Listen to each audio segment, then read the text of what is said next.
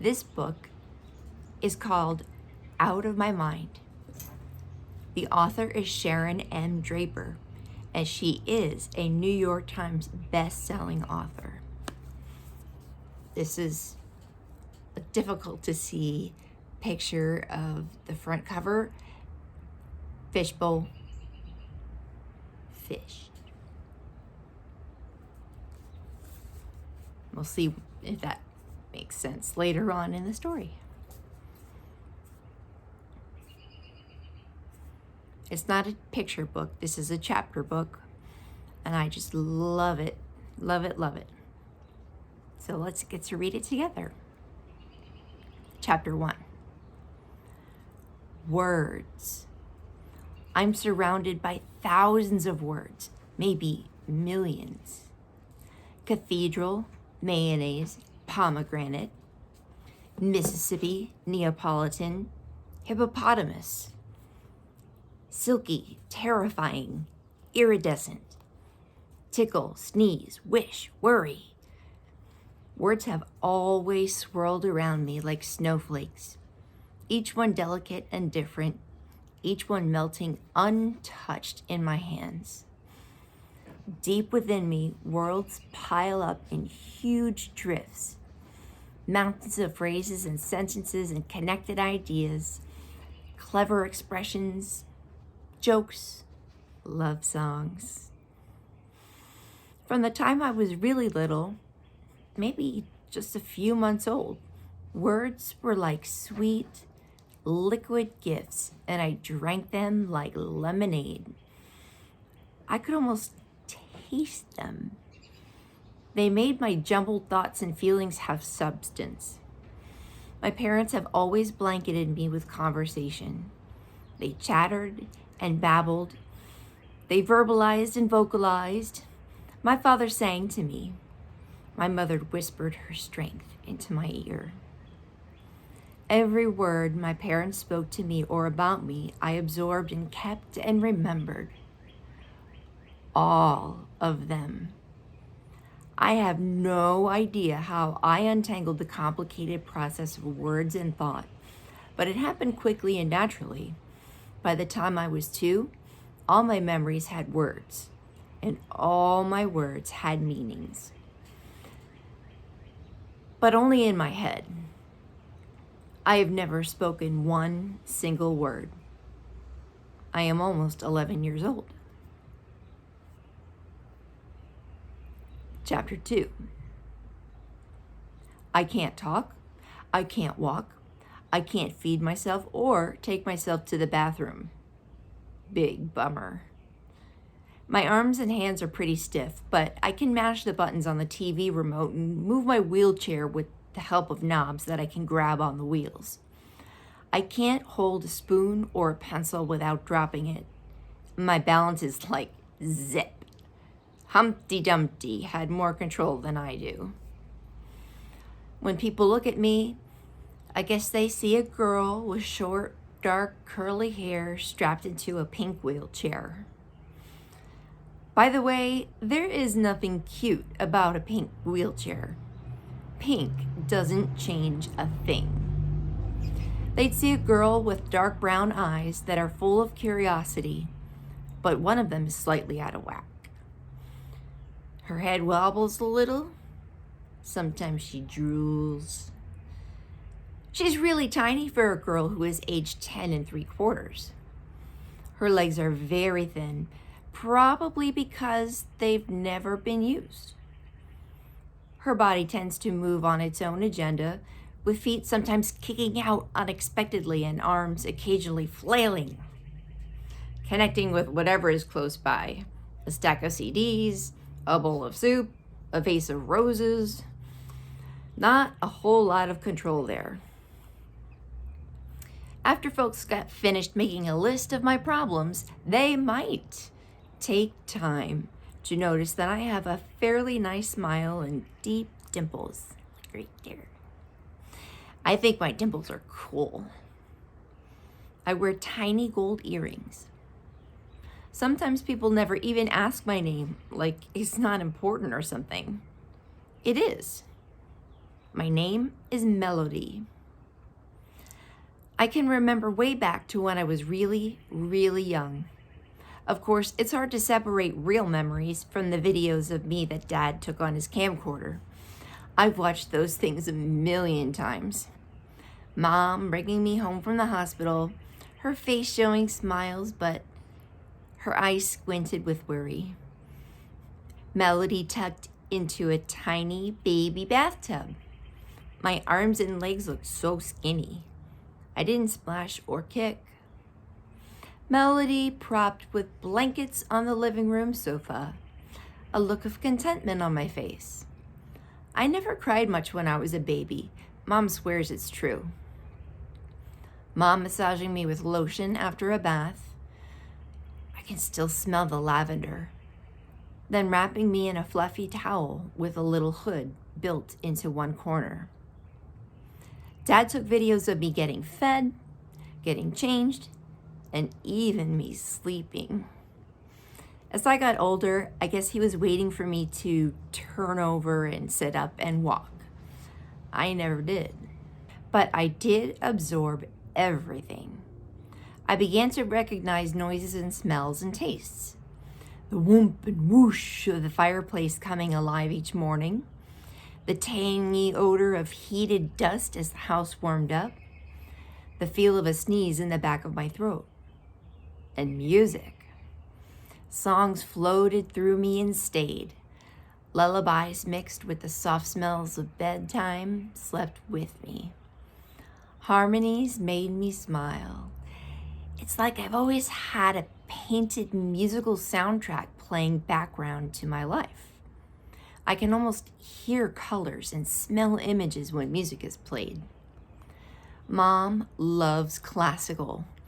Big booming Beethoven symphonies blast from her CD player all day long. Those pieces always seem to be bright blue as I listen, and they smell like fresh paint. Dad is partial to jazz, and every chance he gets, he winks at me, digs out Mom's Mozart disc, and then pops in a CD of Miles Davis or Woody Herman. Jazz to me sounds brown and tan, and it smells like wet dirt. Jazz music drives Mom crazy, which is probably why Dad puts it on. Jazz makes me itch, she says with a frown as Dad's music explodes into the kitchen. Dad goes to her, gently scratches her arms and back, then engulfs her in a hug. She stops frowning, but she changes it back to classical again as soon as Dad leaves the room. For some reason, I've always loved country music. Loud, guitar strumming, broken heart country. Country is lemons, not sour, but sugar sweet and tangy. Lemon cake icing, cool, fresh lemonade. Lemon, lemon, lemon. I love it. When I was really little, I remember sitting in our kitchen being fed breakfast by Mom, and a song came on the radio that made me screech with joy. I remember this one from when I was young. So I'm singing Elvira, Elvira. My heart's on fire, Elvira. Giddy up, boom, bum, boom, bum, mow, mow. Giddy up, boom, bum, boom, mow, mow. Hi, ho, silver, and away. He really says the words to the song. I remember it from a TV show called Sha-Na-Na. Anyone else remember that one? You're all too young to remember that one. How did I already know the words and the rhythms to that song? I have no idea. It must have seeped into my memory somehow, maybe from a radio or TV program. Anyway, I almost fell out of my chair. I scrunched up my face and jerked and twitched as I tried to point to the radio. I wanted to hear the song again. But Mom just looked at me like I was nuts. How could she understand that I loved the song Elvira by the Oak Ridge Boys when I rarely understood it myself? I had no way to explain how I could smell freshly sliced lemons and see citrus-toned musical notes in my mind as it played. If I had a paintbrush, wow, what a painting that would be. But Mom just shook her head and kept on spooning applesauce into my mouth. There's so much my mother doesn't know. I suppose it's a good thing to be unable to forget anything. Being able to keep every instant of my life crammed inside my head. But it's also very frustrating. I can't share any of it, and none of it ever goes away. I remember stupid stuff like the feel of a lump of oatmeal stuck on the top of the roof of my mouth, or the taste of toothpaste not rinsed off my teeth. The smell of early morning coffee is a permanent memory, mixed up with the smell of bacon and the background yakking of the morning news people. Mostly, though, I remember words. Very early, I figured out there were millions of words in the world. Everyone around me was able to bring them out with no effort. The salespeople on television. Buy one and get two free for the limited time only. The mailman who came to the door. Morning, Mrs. Brooks. How's the baby? The choir at church. Hallelujah, hallelujah, amen. The checkout clerk at the grocery store. Thanks for shopping with us today.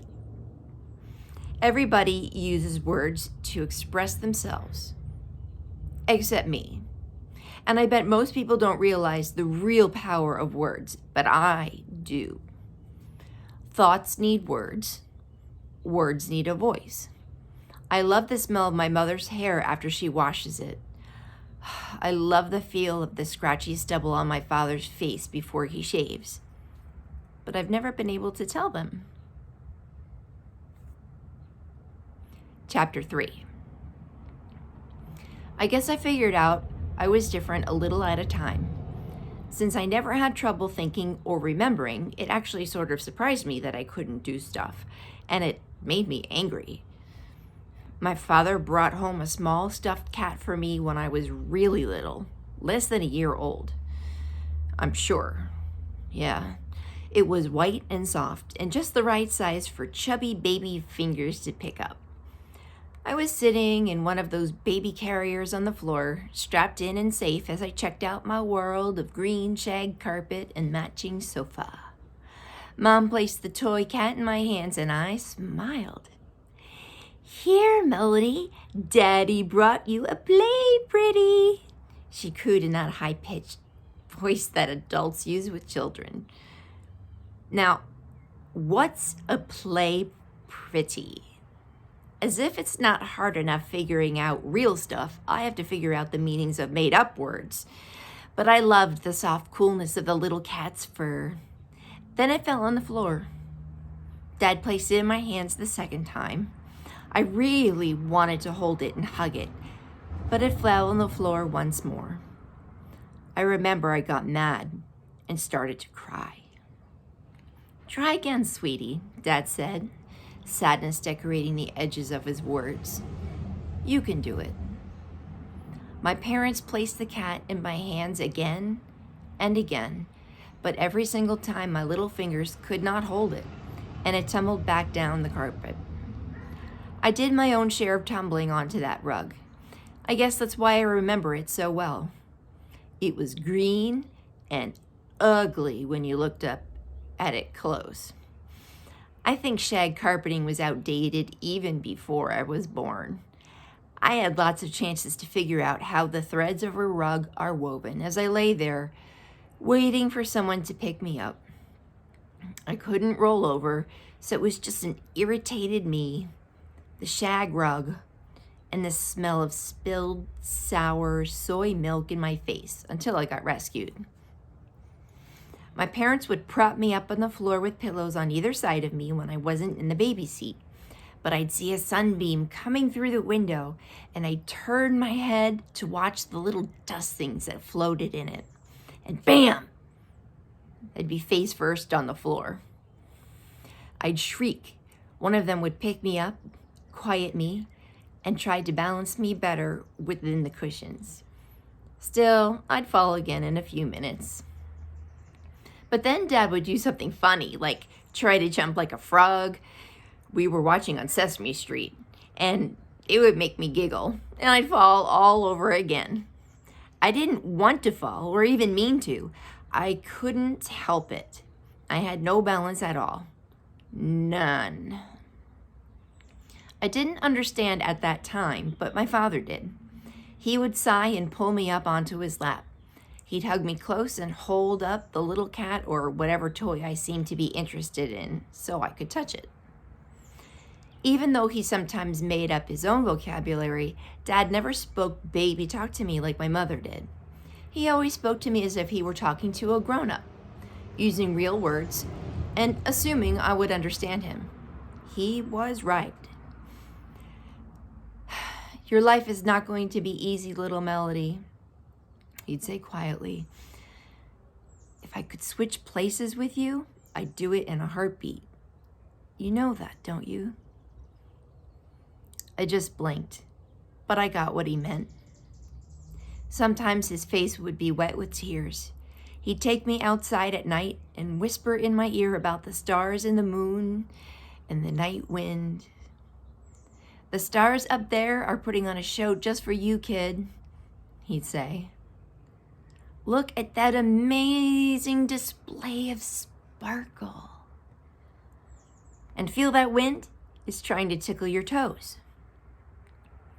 And during the day, he would sometimes take off all the blankets that my mother insisted I be wrapped in, and he let me feel the warmth of the sun on my face and legs.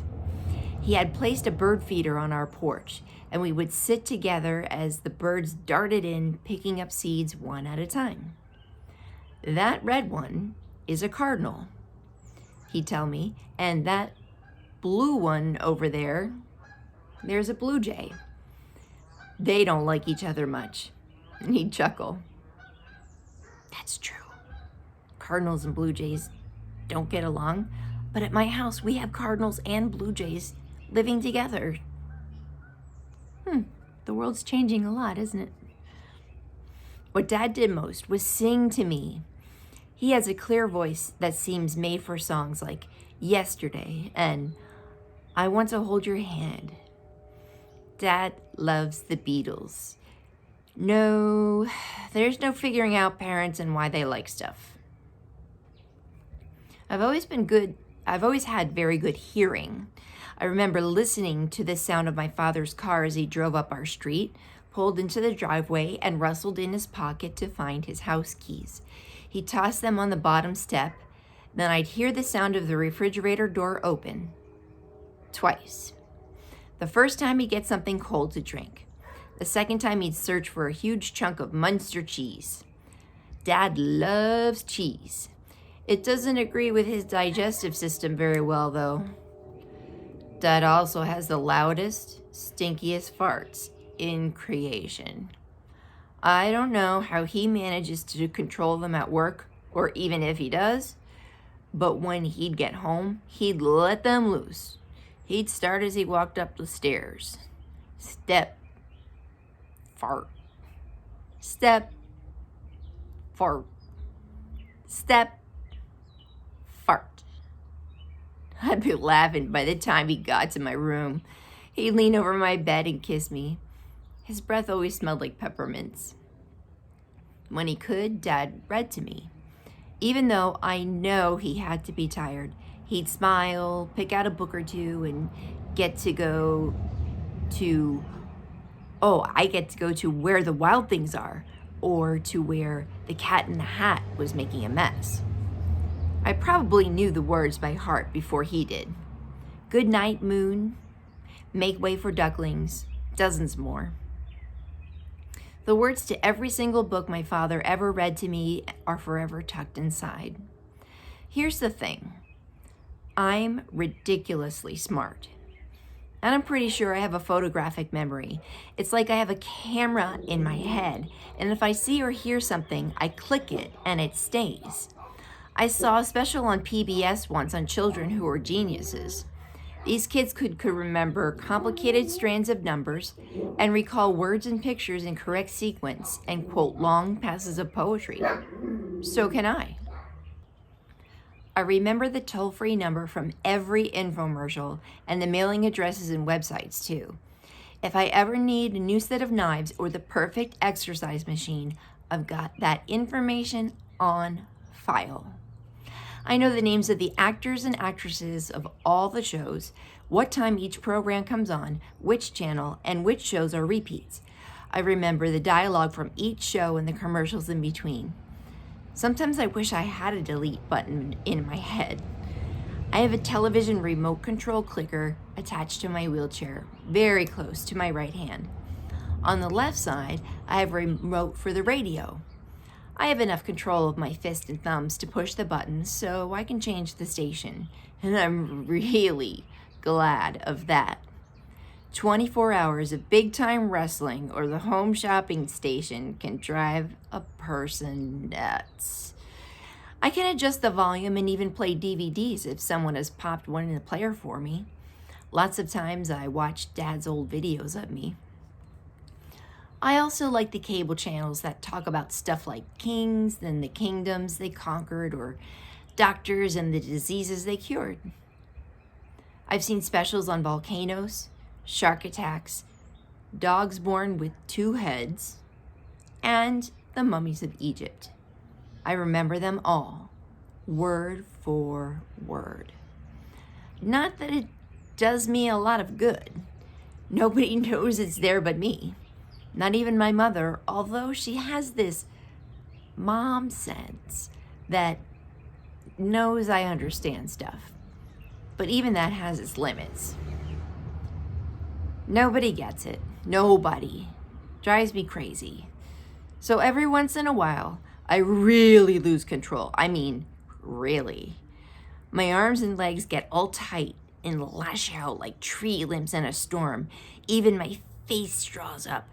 I sometimes can't breathe real well when this happens, but I have to because I need to screech and scream and jerk. They're not seizures. Those are medical and make you go to sleep. These things, I call them my tornado explosions, are pieces of me. All the stuff that does not work gets balled up and hyped up. I can't stop even though I want to. Even though I know I'm freaking people out, I lose myself. It can get kind of ugly. Once when I was about 4, Mom and I were in one of those superstores that sells everything from milk to sofas. I was still small enough to fit in the child seat in the front of the cart. Mom always came prepared and stuffed pillows on each side of me so I wouldn't tilt. Everything was fine. She tossed toilet paper and mouthwash and detergent into the cart, and I looked around enjoying the ride.